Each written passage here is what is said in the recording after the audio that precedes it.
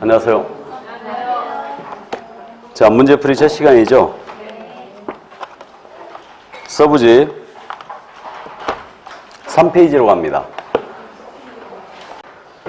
자, 법의적 목적. 그래서 이제 문제풀이는 1시간 기준이었을 때 약 한 이론 요약을 하고 문제 풀고 이론 요약하고 문제 풀고 그렇게 할 겁니다. 7, 8월 달은 그래서 이렇게 진행되고요. 9월 달은 순수한 문제풀이에요. 그래서 이제 첫 시간에 무조건 시험을 보고 40문제씩. 그래서 시험을 보고 이제 2-3시간 동안 해설하는 겁니다. 그래서 그건 전범위를 가지고 이제 시험을 보는 거예요. 9월 달부터. 그래서 이 문제집은 일순환하고 그냥 끝나는 겁니다. 그렇다고 이거 확 덮어버리면 안 되죠. 복습을 꼭 해주셔야 되고요. 이거. 자, 그래서 3페이지 바로 들어갑니다. 법의 제정 목적이에요. 총칙인데 법의 제정 목적이 나와 있네요. 우리 법 제1조예요. 우리 법 제정 목적이에요. 단순 암기만 하시면 될 것 같은데 먼저 우리 법은요.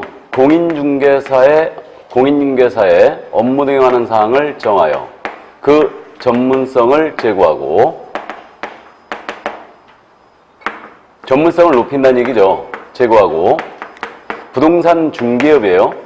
부동산 중개업을 건전하게 육성하여 국민경제 이바지함을 목적으로 한다. 이게 우리 법의 제정 목적이에요. 단순 암기만 해주세요. 그래서 이제 공인중개사 업무 등에 관한 사항을 정한다. 전문성을 높인다. 국민경제 이바지한다는 그냥 쉽게 기억을 하실 거고 부동산 중개업을 주의하셔야 됩니다. 부동산업이 아니다. 그래서 부동산 중개업을 육성함의 목적이 있다. 이 정도만 주의하면 되겠네요. 그래서 부동산업은 이만큼인데 여기에는 부동산 중개업도 있고 분양대행도 있고 컨설팅도 있고 개발업도 있고 등등등이 있거든요. 이 중에 부동산 중개업만을 영위할 목적, 일단 부동산 중개업을 육성할 목적이라는 얘기죠. 그래서 이 점만 일단 주의해 주시고요. 나머지는 단순 암기해 주세요. 자, 그다음 이제 공인중개사업령의 구성이 나와 있는데 이거는 그냥 넘어갑니다. 무시하고 그다음 이제 4페이지에 맨 위에 공사법의 성질이 나와 있죠. 우리 법은 부동산 중개업에 관한 일반법적 지위가 있죠. 부동산 중개업에 관한 일반법이니까 이건 기본법이란 말과 동일한 표현이죠. 그래서 부동산 중개업에 관한 기본법적 지위가 있고요. 그러나 민상법보다는 먼저 적용되고 있죠. 그러니까 민법, 상법에 대한 관계에서는 특별법적인 지위가 있는 겁니다. 자, 그 다음에 우리 법은 사법이에요, 공법이에요? 우리 법은 사법도 아닌 공법도 아닌 중간법입니다. 중간법이에요. 그래서 이제 중간법인데 사법이라는 것은 개인 간의 생활관계를 규율하는 법이죠. 사법이라는 것은. 그래서 개인 간의 생활관계를 규율하는 법. 그래서 우리 법은 원래 생각을 해보면요. 개업공사와 중개의뢰인 간의 관계를 규율하는 법이었죠. 근데 이제 사회가 발전하면서요. 개공이 그 우월적 지위를 이용하여 의뢰인의 득을 너무 많이 쳤더라 이거예요. 그래서 이 개공에 대한 규제하는 규정을 쫙 집어넣은 거예요. 규제하는 규정이라는 것은 군법적 규정이죠, 지금. 그래서 이 사법이었던 것이 규제 규정이 많이 들어옴으로써, 즉 공법적 규정이 많이 들어옴으로써 점점 이게 공법적으로 옮겨가고 있죠. 그래서 현대법들은 대부분 사법의 공법화 현상을 일으키고 있어요. 그래서 이것을 학자들은 지금 뭐라고 부르는 거예요? 중간법. 민법 학자들은 이것을 뭐라고 불러요? 사회법. 이렇게 부르고 있습니다. 그 다음에 이제 공법적 규정과 사법적 규정이 혼합되어 있다 해서 혼합법이라고 부르고 있어요. 우리 법은 그래서 이 공법적 색채가 아주 짙은 사법이라고 볼 수 있는데 이것을 학자들은 사회법, 중간법이라고 부르고 있는 겁니다. 참고해 주세요.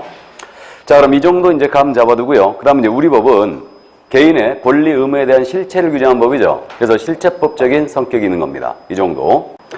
자, 그래서 어쨌든 개인의 권리 의무에 대한 실체를 규정한 법이어서 우리 법은 이제 실체법적인 성격이 있어요. 자, 그럼 우리 잠깐 따져보고 가죠. 우리 그 부동산 중개업 분야에서 일이 생겼어요. 그럼 가장 먼저 무슨 법을 적용하겠어요? 우리 공인중개사법을 적용하겠죠. 그 다음에 이 공사법에 규정이 없습니다. 그러면 뭘 찾아봐야 돼요?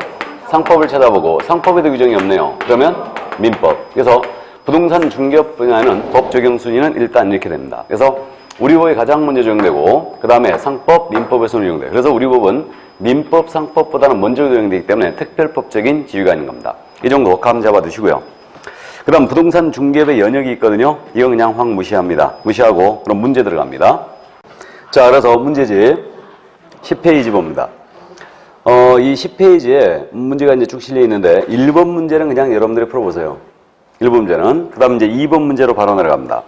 다음은 공인중개사법의 법적 성격에 대한 기술이다. 틀린 것은 그랬습니다. 1번. 공인중개사법은 부동산 중개에 관한 기본법적 성격을 지닌다. OX. 5. 기본법이란 말은 일반법이란 말과 같은 표현이죠. 2번 질문. 공사법은 민법이나 상법에 대해서는 특별법적인 지위를 지닌다. 맞습니까? 먼저 되니까 특별법적인 성격이 있죠. 3번. 공사법은 절차적 규정이 일부 있지만 실체법적 성격이 강하다. 맞아요? 개인의 권리 의무에 대한 실체를 규정했죠. 실체법적 규정이 맞고요. 4번입니다. 부동산 중개업부에는 민법, 상법, 공사법 순으로 법이 적용된다. 거꾸로 됐죠? 공인인증사법이 가장 먼저 적용되고 우리 법의 규정이 없으면 상법, 그 다음에 민법의 순으로 적용되겠죠. 그래서 4번 정답이고 5번입니다. 공사법은 공법적 성격의 규정과 사법적 성격의 규정이 혼합된 중간법적 성격을 지닌 법으로서 사법의 공법화 현상의 일면이라 할 수 있다. 알아보시겠죠? 자, 그래서 그 정도 감 잡아두시고 3번 내려갑니다. 다음 괄호 안에 들어갈 말을 순서대로 가장 올바르게 나열한 것은 법의 제정 목적이에요. 단순 암기만 해주시면 되는데 이 법은 괄호 등을 정하여 첫 번째 괄호 뭐예요? 공인중개사의 업무 등에 관한 사항을 정하여 그 전문성을 제고하고죠. 그럼 두 번째는 전문성 제고고 다음에 부동산 중개업이에요. 부동산 중개업을 건전하게 육성하여 국민경제 이바지함을 목적으로 한다.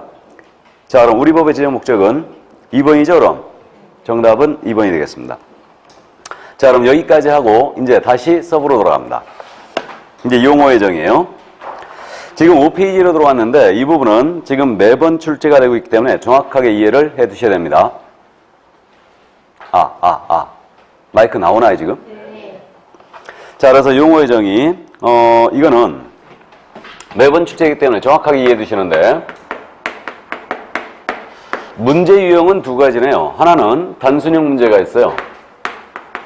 그러니까 우리 법 제2조에서 정한 용어의 정의다. 틀린 것, 옳은 것 골라라 해서 중개라 하면 중개업이라 하면 개업공사라 하면 이런 식으로 되는 거예요. 이게 단순형이라고 그러고 판례를 물어보는 문제 유형이 있네요. 그래서 중개업에 관련된 판례의 태도 이것을 정리를 해 두셔야 돼요. 그러니까 문제 유형이 두 가지로 되어 있고요. 이 문제집도 현재 그렇게 구성이 되어 있는 겁니다. 자, 그럼 이제 단순형 봅니다. 먼저 첫 번째 용어의 정의가 중개죠. 그럼 중개에 관한 용어의 정의입니다. 먼저 출발을 어떻게 하느냐. 법정 중개대상물에 대하여 거래 당사자 간에 매매기환 임대차 그 밖의 권리의 득실 변경하는 행위죠. 이것을 알선하는 것을 말한다 그랬어요. 그래서 네 가지 요소 법정 중개상물 거래 당사자 간에 매매기환 임대차 그 밖의 권리의 득실 변경이 알선하는 것을 말한다. 이게 바로 이제 중개에 관한 정의였습니다. 중개를 한마디로 표현하면 뭐라 했어요? 물알선이다. 그래서 중개는 한마디로 표현하면 물알선이죠. 그래서 중개대상 물에 대한 알선이다. 그럼 중개상물이 아닌 것을 알선합니다. 이거 중개 아니죠? 그러니까 자동차라든가 또는 세탁기, 냉장고, 권리금을 거래 소개합니다. 중개다 아니다? 중개 아니다. 마이크가 안 나오는 것 같은데 이거. 나와요?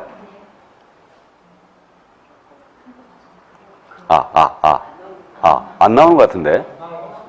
안 나오는 것 같은데? 맞죠?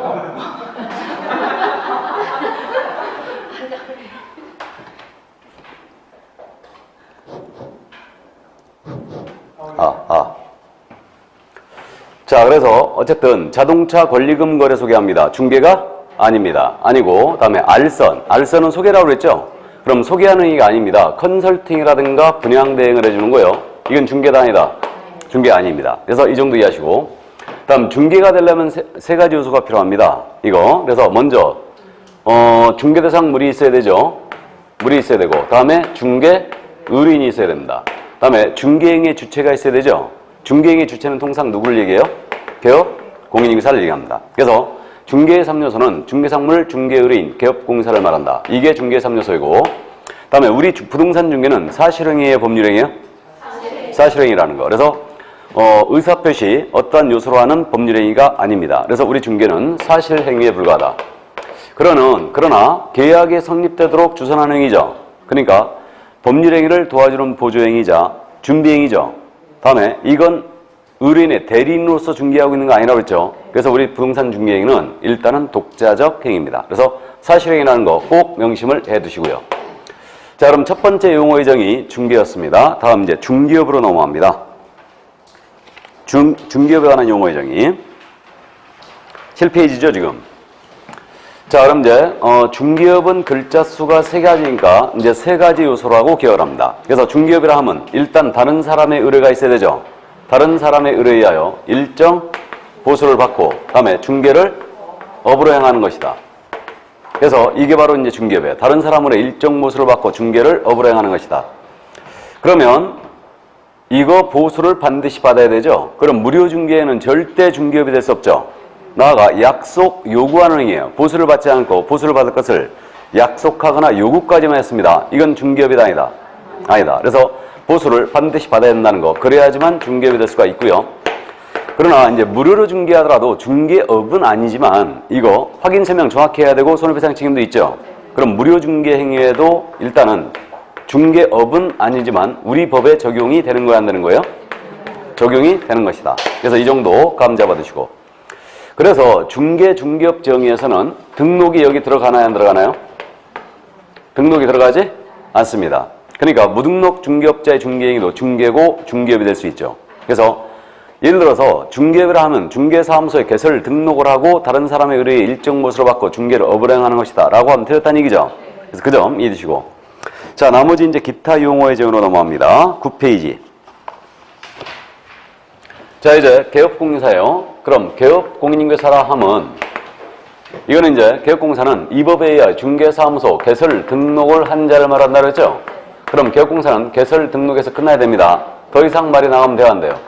절대 안 됩니다. 그래서 개공은 개설 등록을 한 자다. 요것만 명심해 주시고.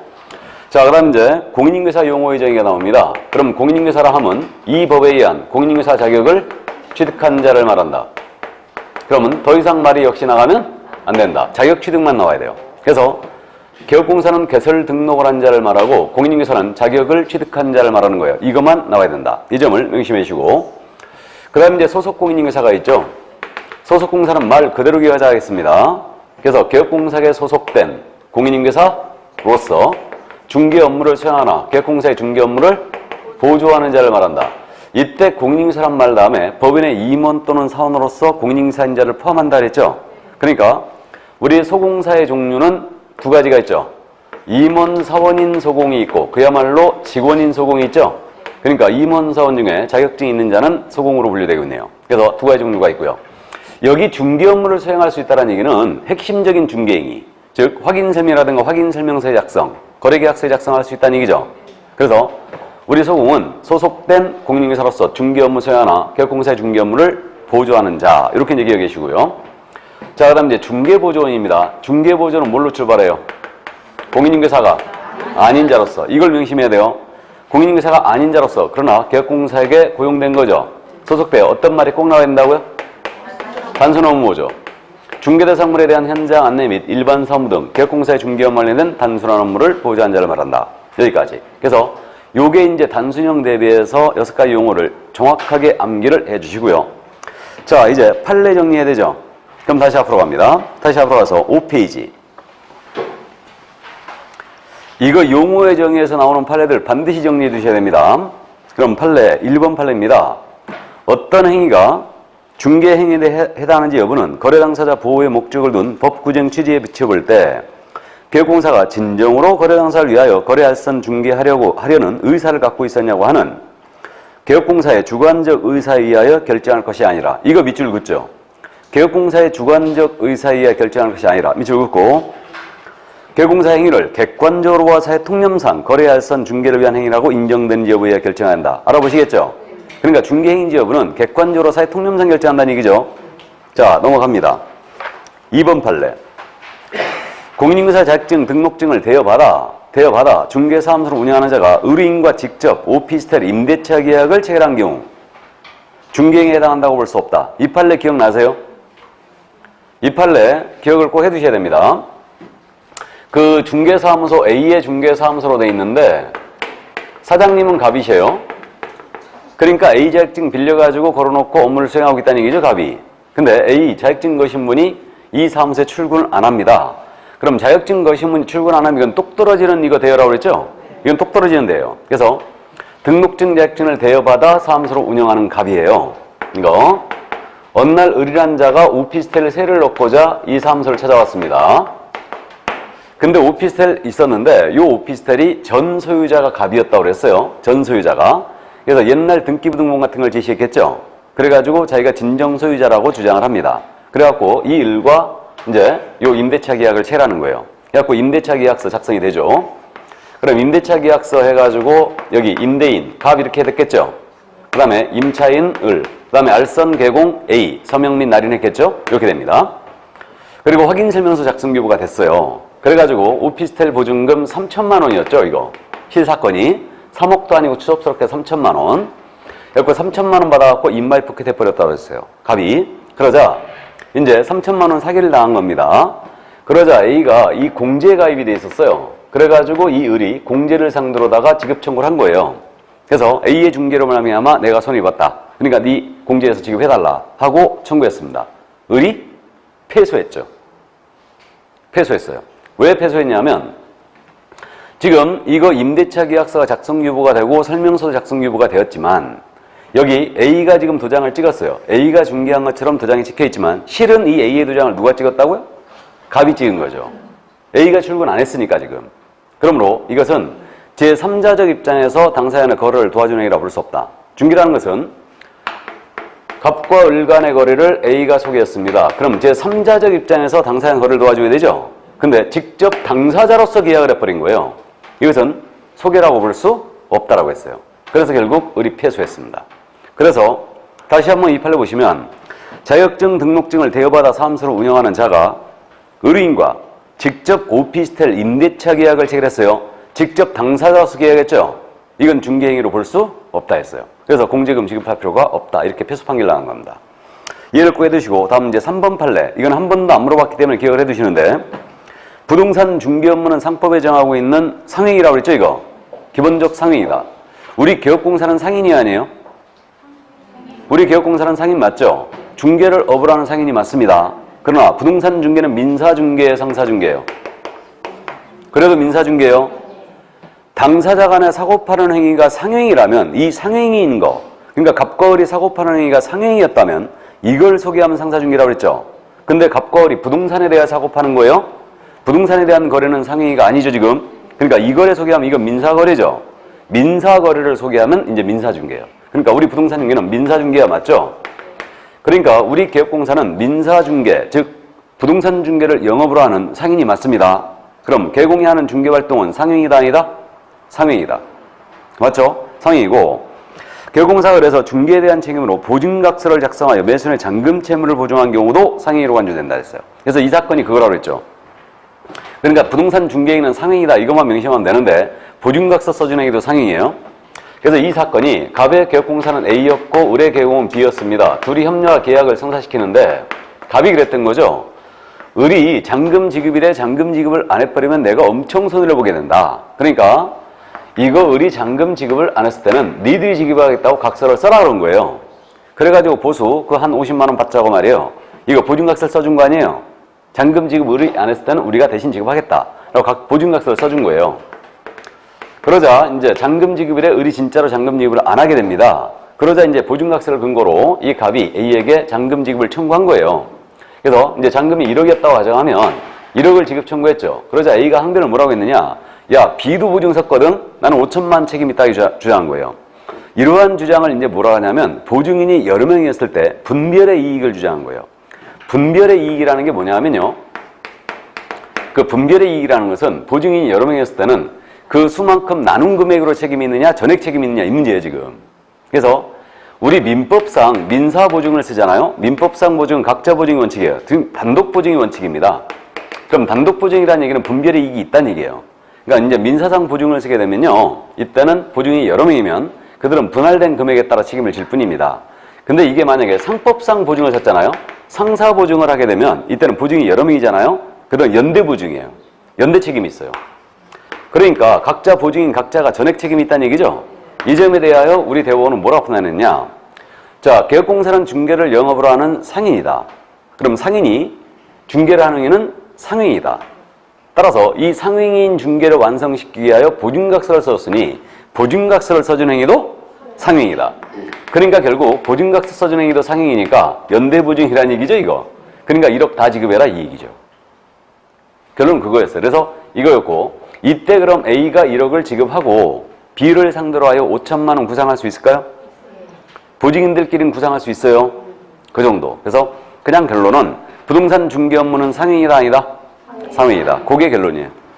그 다음에 그 밑에 이제 보충이 있지 않습니까? 보충은 확 무시해버리죠. 뭐. 확 무시해버리고. 그 옆에 고용, 대리, 현상금과 비교도 해놨는데 이것도 무시를 그냥 하겠습니다.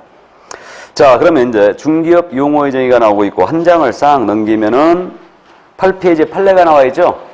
이 판례 이거 꼭 기억해 두시라고 그랬죠, 이거? 그죠? 이 판례 반드시 기억하고 계셔야 됩니다. 자, 그래서 이 판례 읽어드립니다. 1번 판례요. 알선 중개를 업으로 했는지 여부는 알선 중개행의 반복 계속성, 영업성 등의 유무와 그 행위의 목적이나 규모, 횟수기간, 태양 등 여러 사정을 종합적으로 고려해 사회 통념에 따라 판단해야 한다. 업인지 여부는 단순 횟수로 결정할 게 아니라고 그랬죠? 여러 가지 정황을 고려하여 사회 통념에 따라 영업인지 여부를 결정합니다. 2번 판례요. 우연한기에 단 1회 건물 전세계약의 중개라고 수수료를 받았습니다. 그렇다 하더라도 이거는 우연한기에 한 번 했으므로 알선 중개를 업으로 한 것이라 볼 수 없다. 중개업으로 볼 수 없다는 얘기죠. 근데요, 이거 우연한기에 한 번 했거든요. 중개에는 해당이 됩니까, 안 됩니까? 중개에는 해당이 되죠. 근데 중개업은 아니죠. 예, 그래서 하나 두시고 3번입니다. 권리금을 소사록 중개한 것은 중개행위에 해당하지 아니하고. 맞아요? 권리금은 중사물이 아니죠. 그럼 이거 소개했다 하더라도 이건 중개행위에 해당하지 않겠죠. 따라서 중개보수 한도 역시 이러한 거래 대상 중개에는 적용되지 않습니다. 다음 4번 판례. 부동산 중개행위가 컨설팅의 부수와 이루어졌다 해도 공사법상 중개업에 해당하지 않는다고 볼 것은 아니다. 해당한다는 얘기 안 한다는 얘기예요, 이거? 해당한다는 얘기예요. 부수요로 하더라도 중개업에 해당합니다. 자, 또 5번 판례 같은 맥락인데 중개 이전 이상 그 밖의 권리에는 저당권 등 담보물권도 포함되고 여기서 끊으라고 그랬죠. 끊고 따라서 부동산에 대한 저당권 설정을 알선함을 업으로 하는 것은 그것이 설령 금전소비대차 계약의 부수와 이루어졌다 해도 중개업에 해당한다. 금전소비대차 계약은 대출알선을 얘기하는 거죠. 금전소비대차 계약의 알선은 대출알선이에요. 이걸 얘기하는 건데 돈을 빌리고 빌려주는 관계. 그럼 금전소비대차 계약만 소개했다면 컨설팅만 했다면 이건 중개가 아니죠.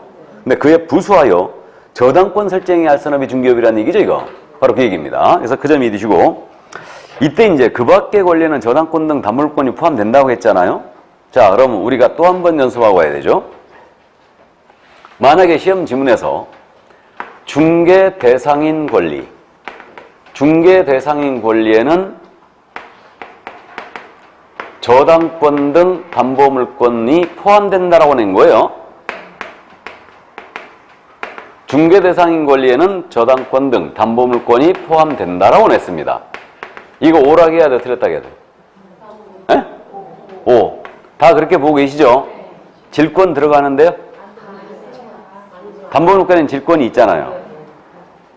예? 그래도 옵니까? 그래도 오죠?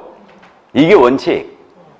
이게 원칙이라고 그랬어요. 그러니까 지금 끊어놓은 이유가 판례를 인용할 때 그 밖에 관련 저당권 등 담보물권 포함된다고 했죠. 그러니까 맞은 거예요. 이게 원칙. 단 질권 제외예요. 그러니까 원칙적인 지문으로 시험 지문을 내면 맞습니다. 예외를 생각하여 틀렸다고 하시면 안 돼요. 이거 조심해야 됩니다. 근데 요즘은 끝까지 이 지문 틀렸다고 태클 거는 사람이 있을 수도 있다고 그랬죠. 그러니까 출제자는 이거 피곤하더라 이거예요. 그러니까 확실히 내버립니다. 요즘은. 명쾌하게 내버리죠. 중개대상인 권리에는 질권을 제외하고 저당권 등 담보물권을 포함한다. OX. O. 그렇게 내버려요. 근데 만약에 그걸 빼고 저당권 등 담보물권이 포함된다고 하면 맞았습니다. 뭔 말인지 아셨죠? 그래서 확실히 국어를 하고 가야 됩니다. 국어도 잘해야 돼요. 우리 문제를 잘 풀려면 이게. 자, 그 점 이해드시고 다음 이제 6번 판례입니다. 중개행위라는 것은 개업공사가 거래의 쌍방 당사자로부터 중개 의뢰받은 경우뿐만 아니고 거래 일방 당사자의 의뢰한 경우도 포함하죠. 잘 아시는 내용이고 다음 7번 판례입니다. 중개사물의 거래 당사자로부터 보수를 현실적으로 받지 아니하고 단지 보수를 받을 것을 약속하거나 거래 당사자에게 보수를 요구하는 데 그치는 행위. 약속 요구 행위는 아직 보수를 받았다 안 받았다. 그러니까 중개업으로 해당한다고 할 수 없어요. 그러면 이거 이자가 등록하지 아니했다면 무등록 중개업으로 처벌할 수 있나요, 없나요? 없죠. 그래서 다음 주에 이제 무등록 중개업이 나오는데 여기서 연결되는 판례입니다. 자, 그래서 여기까지 이게 바로 이제 용어의 정의에 관한 내용이었습니다. 자, 문제집으로 다시 돌아갑니다. 와, 문제집을 다 풀어 오셨는 모양이네. 그죠? 또 뜬금없이 진도표 내놓아갖고 진도표 할 수 없이 보내긴 보냈는데, 아, 이 진도표를 보냈는데 이 책이 없어가지고 말이야. 페이지를 알 수가 있어야지. 그래서 나한테 페이지 맞습니까? 진도표? 확인 안 해봤어요? 맞아요? 내가 그래서 교정자로 나한테 메일로 보내온 자료고 보고 내가 페이지를 표시했는데, 어쨌든 책을 찍어내면 저자들한테는 책을 증정본을 보내야 되거든요. 근데 이 보내질 않으니까 이게 당최 이 다른 출판사는 나한테 다 보내왔는데 지금 어쨌든 좋습니다. 페이지 수 맞으니까. 근데 제 과목은 예습하지 말라고 그랬죠? 해오라고 그랬어요? 담당 선생이 먼저예요? 다른 사람이 먼저예요? 네? 담당 선생이 먼저죠? 근데 왜 다른 선생님 말을 들어? 네? 아, 기분 나빠 죽겠네. 예. 다음 주부터 기분 나쁘게 공부할까, 내가. 이제. 담당 선생님 말을 들어야지. 예습을 하되, 그러면 예습을 하되 1시간을 넘기지 마세요. 아셨죠? 쭉 읽어보고, 이거 문제 맞추겠다고 말이에요. 이걸 이해가 안 된다고 책을 찾아보거나 그런 오류를 범하지 말라고요. 그냥 쭉 읽어보고 전날 쭉 읽어보고 그냥 수업 들어오시라고. 무슨 말인지 아시죠? 네. 시간을 최대한 활용하자는 얘기예요. 이거. 그러니까 여러분들이 아마도 이 문제풀이 하고 나서 복습을 하는데 막 3, 4시간을 허비하고 그러는데 이건 비효율적이에요. 그냥 복습은 가볍게 안 풀어보는 문제 한번 다시 풀어보고 모르겠으면 덮어버려야지 그냥. 그리고 제가 안 풀어드린 문제 있잖아요. 이거는 시험에 나올 가능성이 거의 없다는 얘기예요. 그래서 안 풀어드린 문제는 거의 나올 가능성이 없기 때문에 참고하시라고 한번 복습만 하라는 얘기고 풀어보라는 얘기고 주로 이제 풀어드린 문제를 위주로 하여 정확하게 이해하고 가야 돼요. 무슨 말인지 이해되시죠? 그러니까 예습을 할 때는 1시간 이상을 허비하지 않는다. 그래서 그 한 번 문제풀이 나갈 때 아마 45문제에서 60문제 정도가 나갈 거예요. 여러분하고 제가 한 3시간 동안 수업할 때 그러니까 이제 그 문제를 60문제를 푼다 한다면 1분 배당이에요. 그러면 내가 예습을 한다. 1분 배당했을 때 60분 걸린다는 얘기거든, 이거. 1시간. 그죠? 그러니까 그 정도 선에서 그냥 쭉 읽어보고 그냥 뭔 문제지? 하면서 읽어보고 그냥 오시고 찾아보는 거는 비효율적이고 체크해놨다가 이제 수업을 들으면서 해설을 들으면서 이 부분을 이제 이해하고 가는 거예요, 그냥. 무슨 말씀인지 이해되시죠? 근데 내가 이 문제가 잘 이해가 안 돼갖고 체크를 해놨는데 그 문제 내가 통과하는 경우도 많이 있을 거예요. 맞죠? 그런 문제는 내가 책 찾아봐야지 뭐. 아니면 쉬는 시간에 찾아보기 싫으면 오셔가지고 저한테 문제 물어보셔도 되고. 그죠? 근데 가서 물어보면 엄청 짜증나는 생도 있죠? 이거. 예? 혼내요?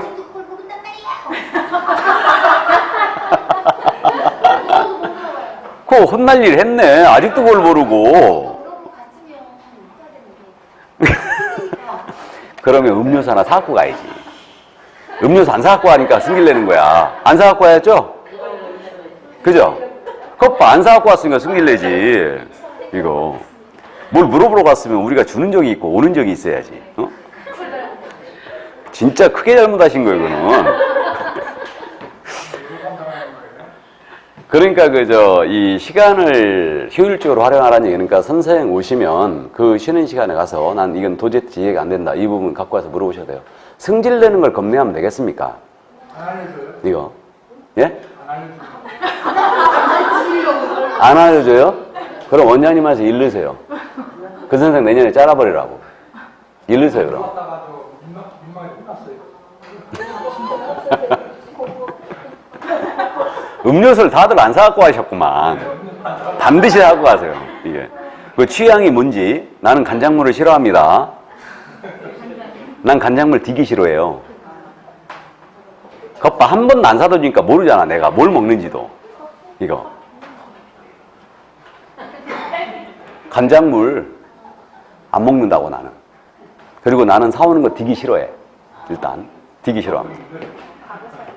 근데 그런 거 어쨌든 뭐 농담인데 가서 물어보세요. 그러니까 이제 시간을 그렇게 이제 효율적으로 활용하는 얘기. 그러니까 선생을 활용해야죠. 학원에 나온 이유가 뭐예요? 쉽게 가자는 얘기 아니에요. 그러니까 물어봐야지. 짜증낸다고 그 그거 겁나서 안 가면 되겠어요. 선생님 무서우면 죽었어 그거. 갔다 오고 나면 며칠 동안요 이 기분 때문에 공부가 안 돼요.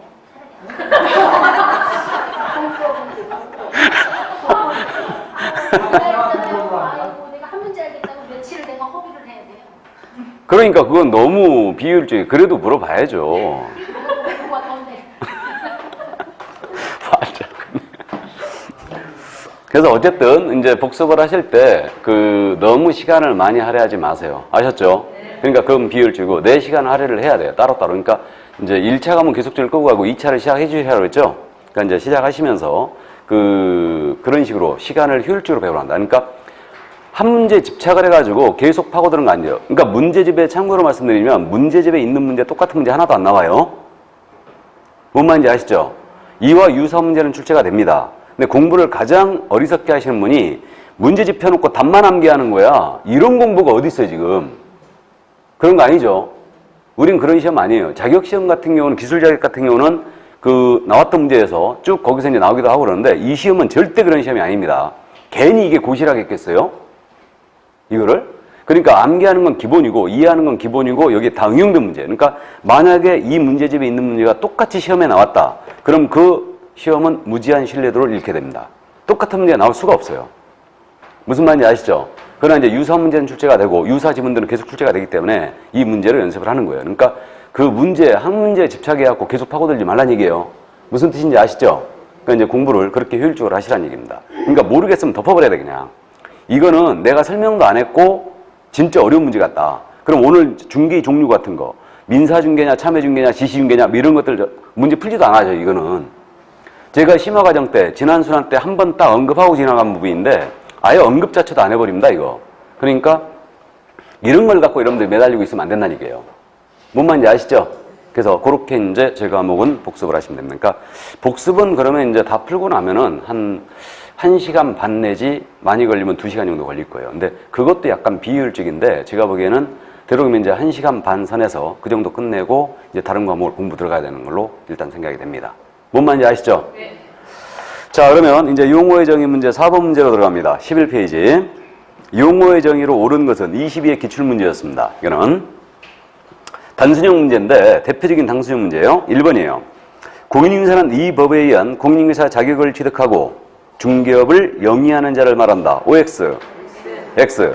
그러니까 이런 단순형 문제 풀 때는 스킬이 단순형 문제가 떴다.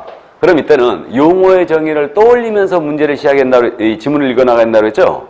그러니까 1번 지문이 공인인계사는 이렇게 나왔잖아요. 그러니까 공인인계사라 하면 이렇게 나오면 일단 자격 취득만 나와야 돼. 이걸 염두에 둬야 되죠? 그러니까 아무 생각 없이 읽으면 이거 다 맞는 것처럼 보인다 그랬죠? 그렇기 때문에 자격 취득을 하고 중개업을 영위한 자를 말한다. 틀렸어요. 중개업을 영위하는 자, 이 말이 빠져야 되죠? 자격을 취득한 자에서 끝나야 됩니다. 이 1번 지문이 왜 틀렸냐면요. 우리 공인중개사 종류가 몇 가지가 있어요? 3가지. 일반 공인중개사가 있고 개업 공인중개사인 공인중개사가 있고 또 한 사람은 소속 공인사가 있죠.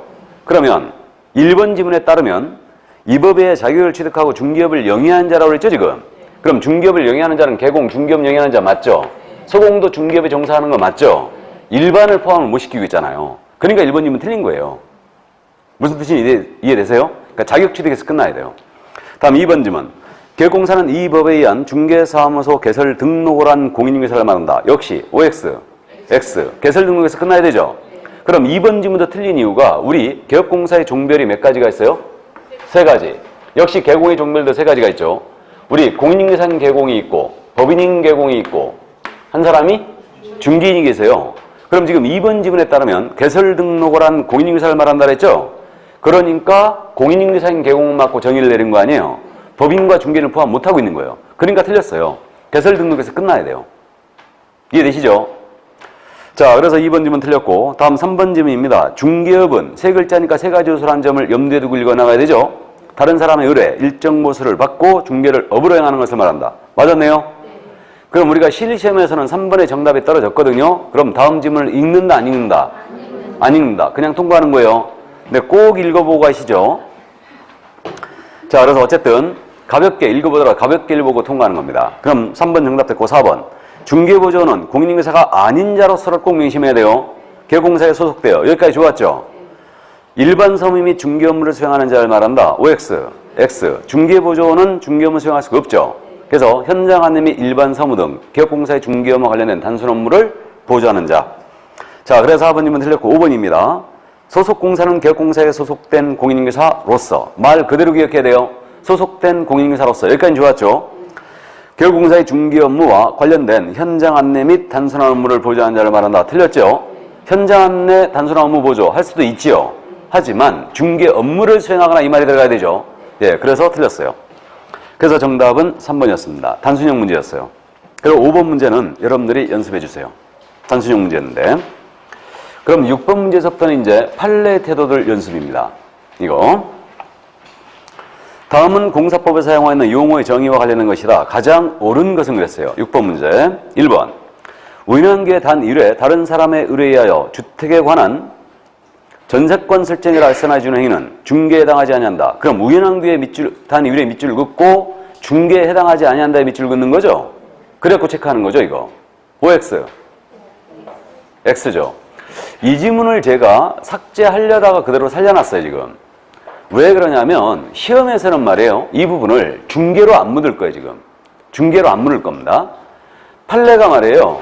어떻게 돼 있냐면 판례가 우연한 기회 1회 정도 주택 전세 계약에 소개를 하고 보수를 받은 경우 중개업에 해당하지 아니한다. 알선 중개를 업으로 한 것이라 볼 수 없다 이랬죠, 판례는. 그럼 중개업이 아니란 뜻이죠. 근데 지금 1번 지문은 중개업을 묻는 게 아니고 중개를 묻고 있어요. 무슨 말인지 이해되세요? 여러분들이 못 알아보실까 봐 중개 따옴표까지 해놨죠? 그죠? 그래서 1번 지문을 삭제하려다가 이거를 중개업으로 물으려다가 그대로 이제 살렸는데 모의고사에서 가끔 이런 식의 지문을 내고 있는데 중개냐 중개업이냐를 묻고 있는 거예요, 지금. 그럼 우연한 기회 한 번 정도 소개했어요. 수십 번 소개했어요. 보수를 받았어요. 그래도 중개는 다 해당이 되는 거죠? 중개는 해당이 되는 거예요.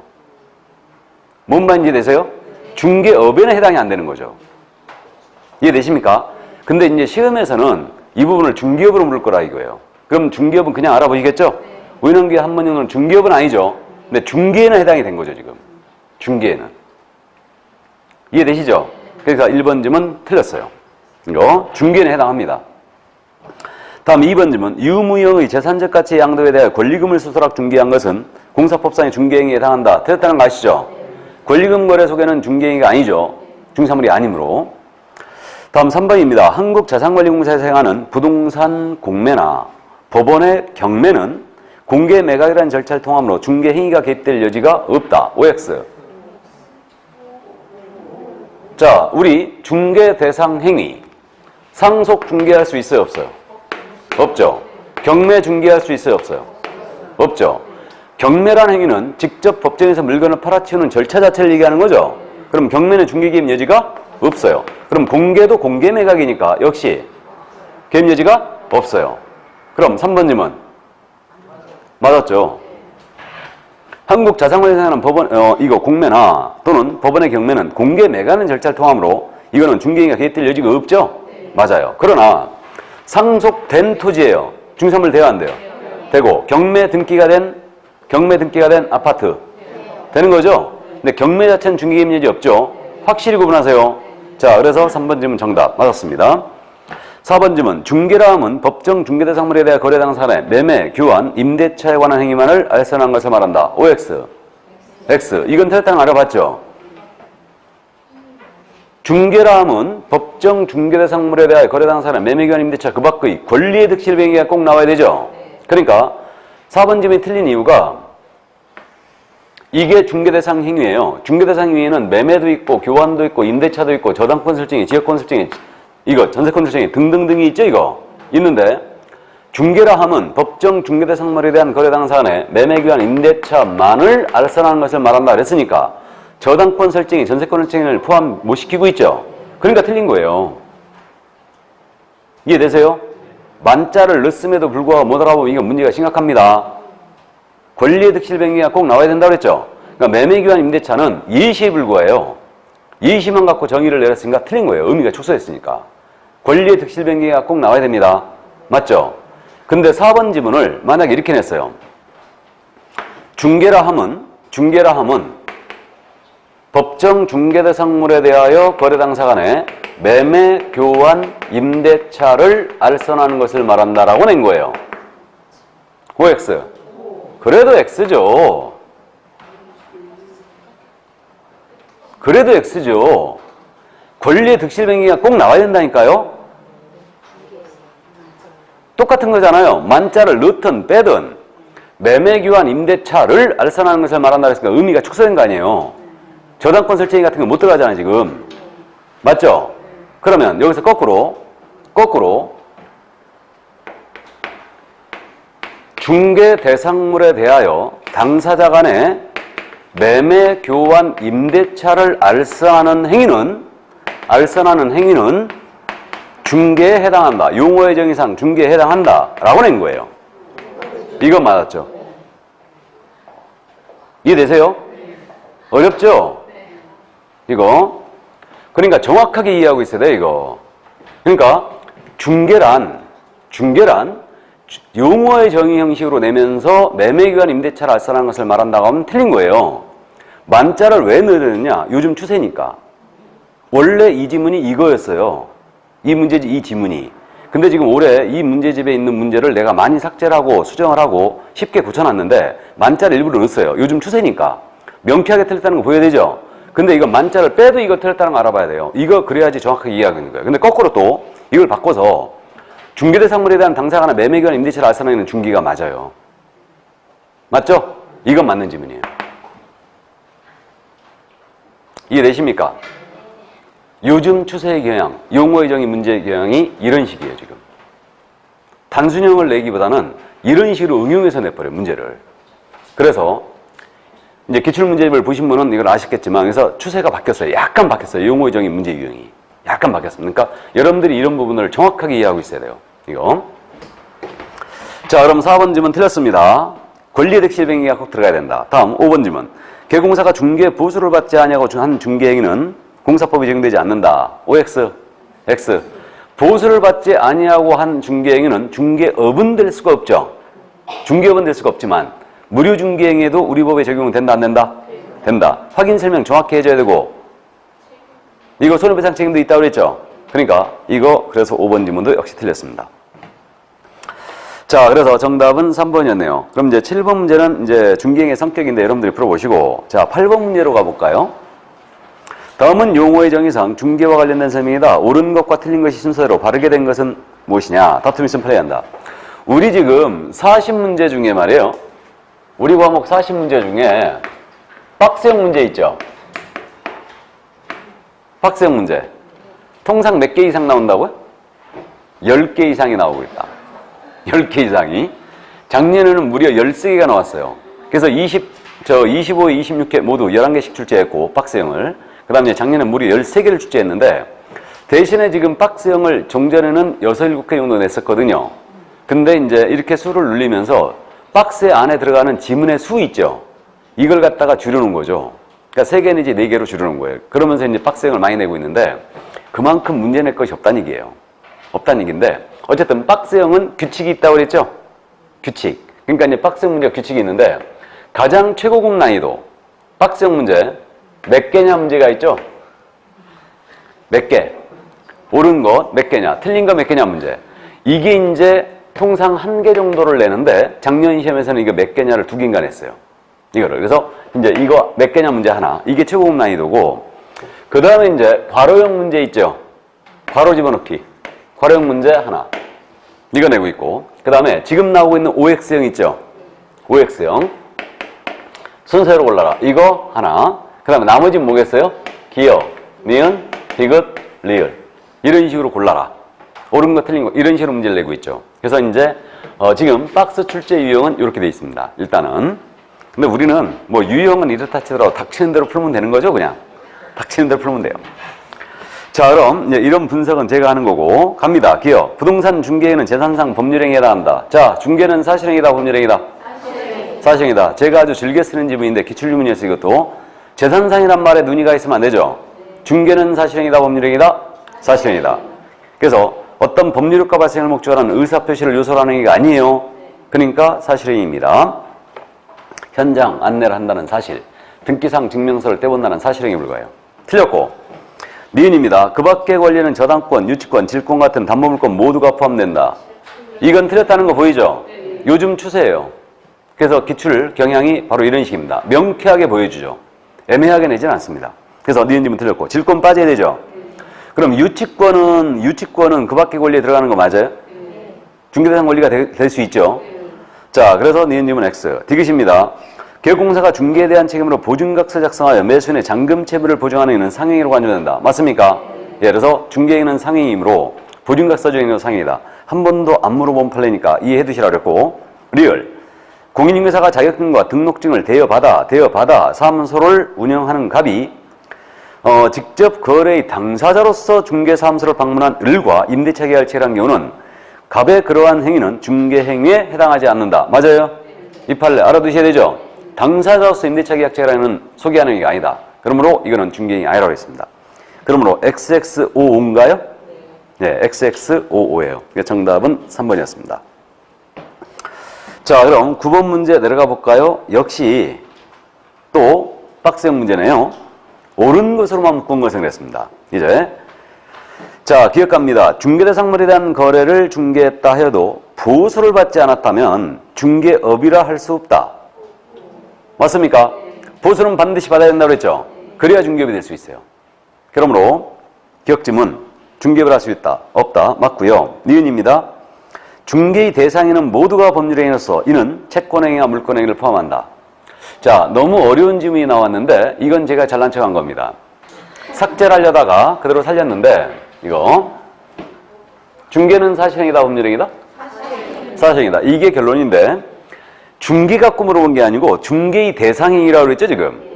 그러면 갑을 간의 부동산에 대한 거래를 우리 A가 소개하고 있어요. 그럼 A가 소개하는 이 행위 있죠? 이 행위가 중개행위예요. 이 행위는 사실행위예요.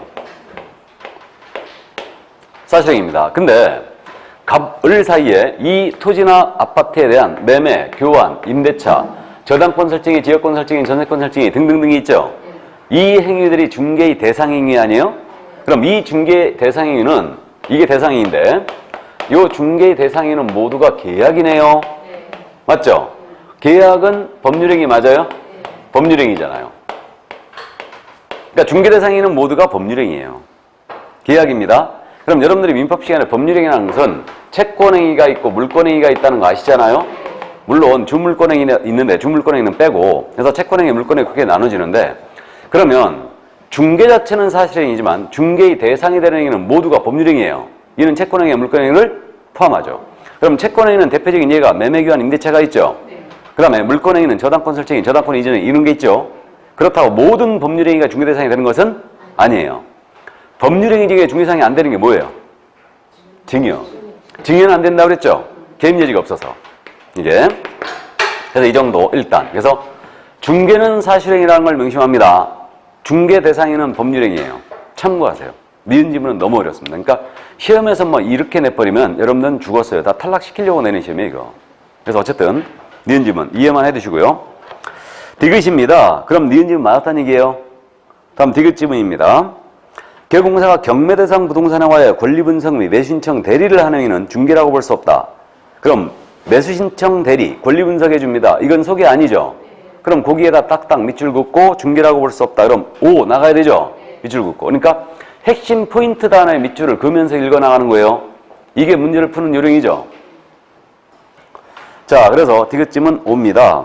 그럼 역시 맞았고, 리얼, 다른 사람의 의뢰에 의해 금전 소비 대체 행위를 일정 보수를 받고 계속 반복적으로 발생한 경우 중개업에 해당한다. OX, X.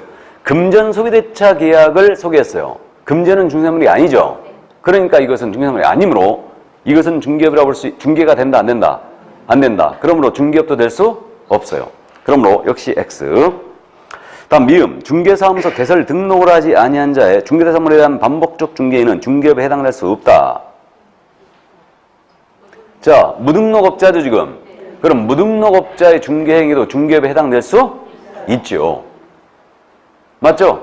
보수를 받고 중개사물에 대한 거래를 계속 반복적으로 소개했다면 중개업이 될 수 있죠.